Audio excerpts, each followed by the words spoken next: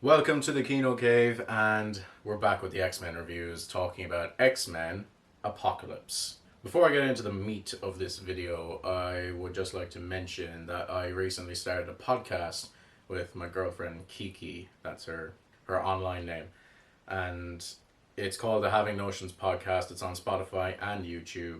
So if you want to listen to the two of us ramble about just anything, really, basically, it's just a longer version of these videos concerning a specific topic. Go check it out. We're working on it. The first 5 episodes are up at the moment, so, there's a lot there for you to listen to. So, if you like these videos and just want to hear me ramble unscripted, go check it out if you wish. I've always found this film to be, like, a lot of fun, but not the deepest X-Men movie, and not the best one, to be honest. Not the greatest.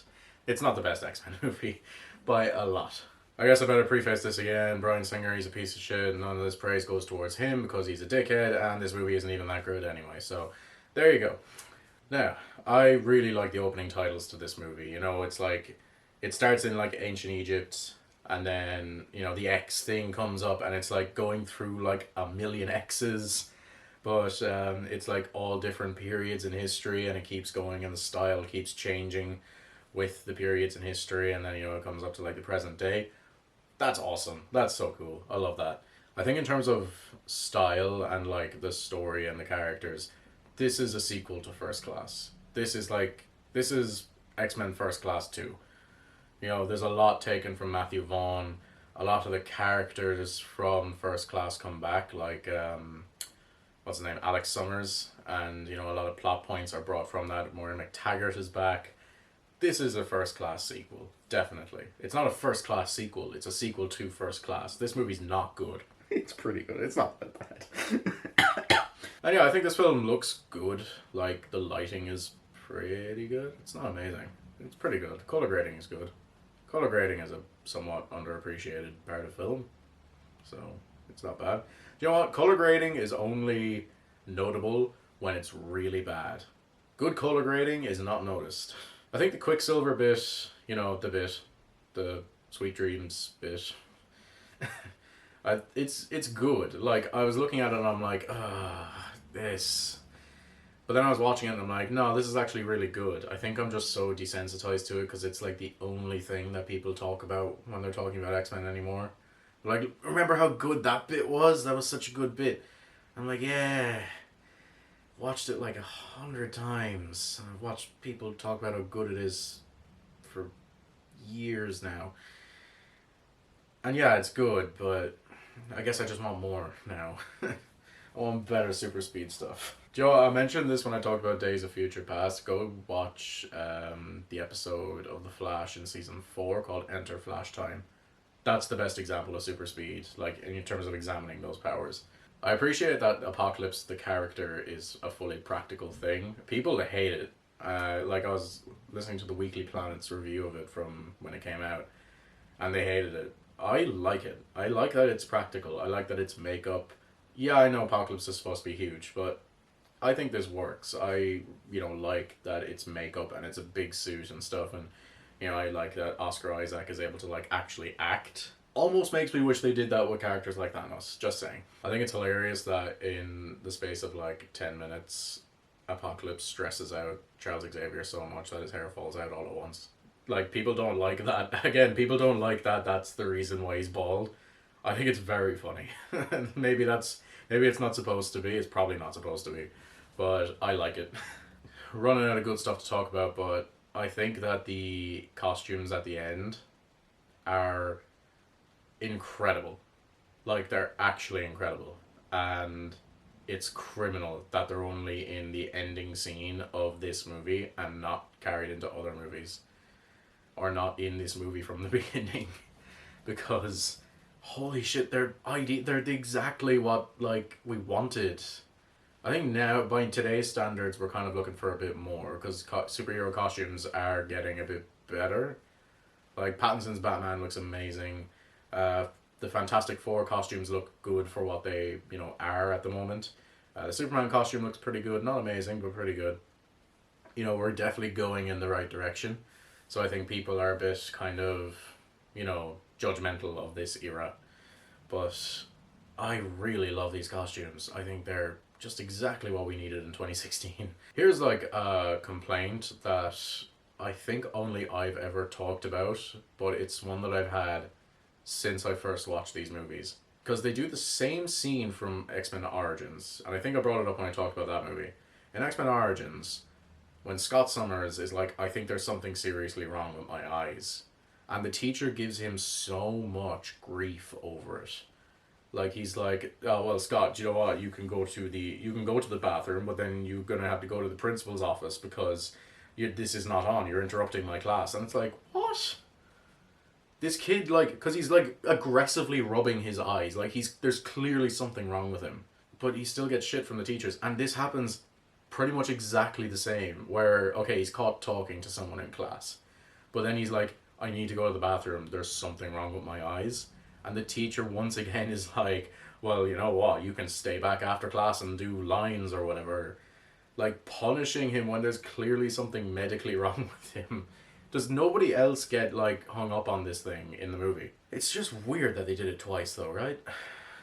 I like that the teenage characters in this act like teenagers. Like, they all look fairly young. Like half of them are from Game of Thrones or something. But, they act like teenagers. They're sneaking out, they're going to the cinema and stuff, and they're disobeying orders. That's a very teenage thing to do. I found the Wolverine bit to be pretty good. I like that they did the comic accurate Weapon X. Hugh Jackman looks great, except for that wig. Good lord, what's going on with that wig? I would rather it just be his regular hair. Like, don't make him wear that wig. But no, I think he's great, like, for, the 5 minutes that it is. I think it's a pretty good cameo. It's not the best, it's not the worst. Getting into some negatives now, I am so sick of these movies doing the Phoenix Force all the time. Like, is Jean Grey not more interesting than this one character trait, or, like, this one aspect? Because, like, she does Phoenix Force at the end of X2. X3 is all about that, and then she's not in it until this movie, where she does Phoenix Force again at the end, and then the next movie that she's in is all Phoenix Force again, and that's Jean Grey in the movies. There's one X-Men movie where there's nothing to do with the Phoenix Force in it, and she's barely a character in that movie. Come on, she's a character with telepathy and telekinesis. There's so much you could unpack with someone having to deal with having those powers. They do it with Charles, with the telepathy. Give her some of that. Have Charles be like a real father to her. Don't just keep doing the Phoenix saga over and over again. Because you're never going to do it as good as the animated series does. I appreciate that they try to give Quicksilver some depth in this movie, with him dealing with, like, Magneto being his dad. It kind of comes out of the blue, but again, I like that he struggles with it. Unfortunately, the film is too busy to focus on it, though. Because it's basically like 2 scenes where he has 3 scenes extra where he has to deal with that. And yeah, it's just overshadowed. Like, that could have been an entire movie. Despite all these characters being characters that I like Jean Grey, I like Cyclops, I like Storm, I love Charles and Eric. I love all these characters, but in this movie they're just so one note, and like they just explain their thoughts and opinions all the time, and just explain what they're doing and explain the plot, and there's no subtlety or depth or genuine character moments to endear me to these people. Even though I like these people, because I've been following them for like however many movies now. But in this movie it's just so hard to care about them because they don't have genuine feeling moments. There is absolutely no depth to Apocalypse, but Oscar Isaac gives him an insane amount of gravitas that you kind of have to like it anyway.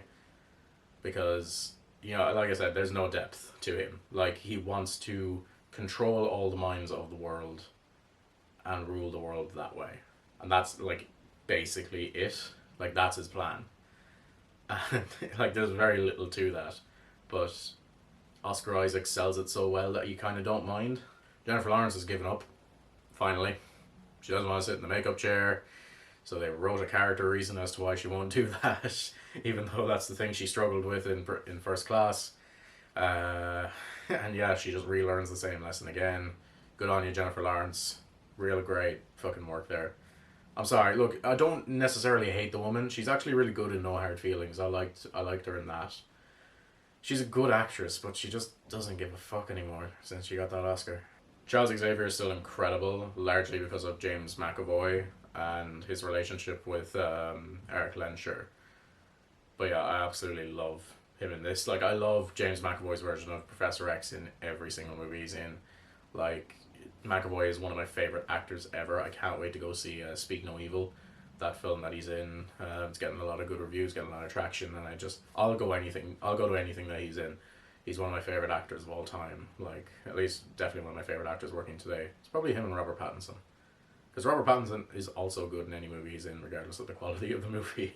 Yeah, Charles. He at some point he in the film he wheels backwards. Like, you know, the way to make a character seem cool and, you know, like he doesn't care. He'll like walk backwards as he's talking.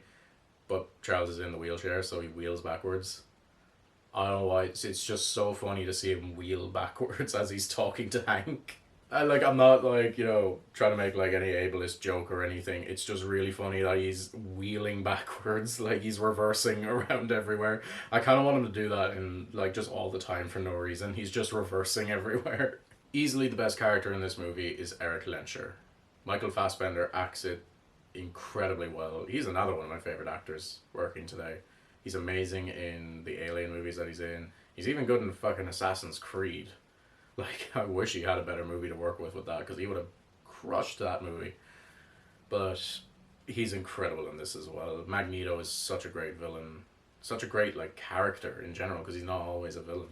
I love how the film opens with Eric trying to leave Magneto behind and, you know, put it behind him, but then he can't. Like, he gets found out eventually, and I love that they included like a family that he had in the last, you know, 10 years or whatever, and that this family is killed once again as a result of his powers, because his mother was killed as a result of his powers, him not being able to use them properly, and his family is once again killed as a result of his powers, though this time genetically passed down to his daughter, who starts creating a ruckus, and that's why they get killed. Just this character being constantly defined by his tragedy throughout these films and these stories. It's incredible, incredible character work. Like, I love this character, and I love how he juxtaposes Charles, because Charles has a lot of tragedy about him as well, but he's often defined by his privilege and his good upbringing and the good that he does for people and the good that he puts into the world and then the good that is brought back into him. Whereas Magneto is always, always defined by tragedy. He can't escape it even when he tries. There are some really good themes in this movie that are very different from the themes that we've seen in previous ones. Unfortunately, they're all fighting for the spotlight and none of them get enough. There's a great theme of loneliness versus togetherness in this movie. The idea that if you shut out everybody and close off your heart to people, you'll somehow be made stronger for it. But it doesn't. It makes you weaker. It makes you more vulnerable. Apocalypse chooses to be this lone person standing above everybody else and controlling them. And he's ultimately defeated because he can't open himself up. And even the people that he does open himself up to, they're minions, they're not friends. And he influences these people that he's with to do the same. He influences Magneto to rise above people and to live this solitary, lonely life of being above everybody else. He says the same thing to Archangel and Storm as well, saying you don't need other people. You don't need to look up to someone. You're the person that they should be looking up to, which is a very solitary and very lonely, it's a very lonely existence to have, and it ultimately is worse for them. And then there's the theme of togetherness as represented by the X-Men, because the X-Men face this as well. Scott doesn't want anything to do with anybody, neither does Jean, because they're bullied and they're laughed at and they're treated as outcasts even within their own community.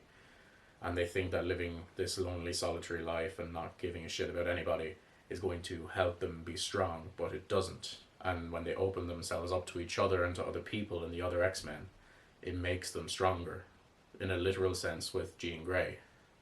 When she works with Charles to stop Apocalypse, that's when the Phoenix Force comes out. I don't like that they use the Phoenix Force, but it's a very powerful message that Jean becomes more powerful when she opens herself up to people.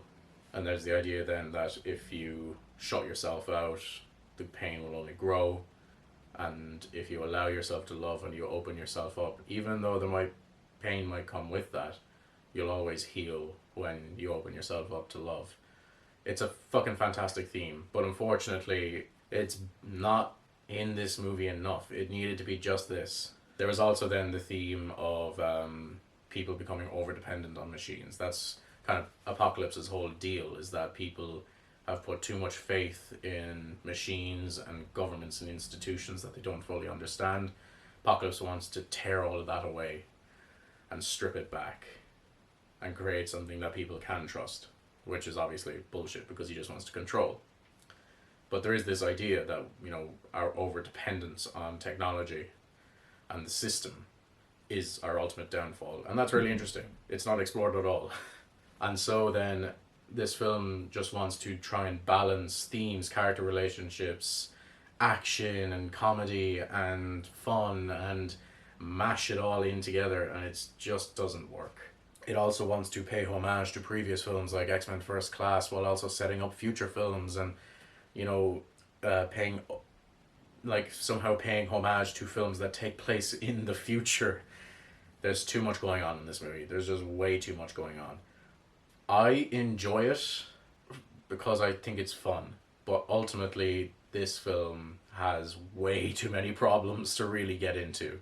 While I was sitting down making notes as I was watching it, it was very apparent to me all the issues that this film has. Whereas before I kind of just passively let it wash over me, and it's fun in that sense. But yeah, this is unfortunately just there's a lot of great ideas. None of them are done very well. And so that was my review of X-Men Apocalypse. Let me know what you think of X-Men Apocalypse in the comments down below. Let me know what you think of this video series as it keeps going. For the month of October, it's October soon, it's Halloween time, I'm super excited. The X-Men video is going to be taking a break because I've got 4 videos lined up for October. They're going to be once a week for the whole month.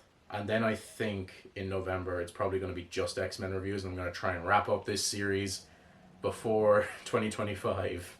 There's only a handful of films left, so I'll probably cover those films in November, and I'll leave Halloween and Christmas to have their own special videos because I love the holidays, I love Halloween, I love Christmas, and I love making content specifically for those times of year.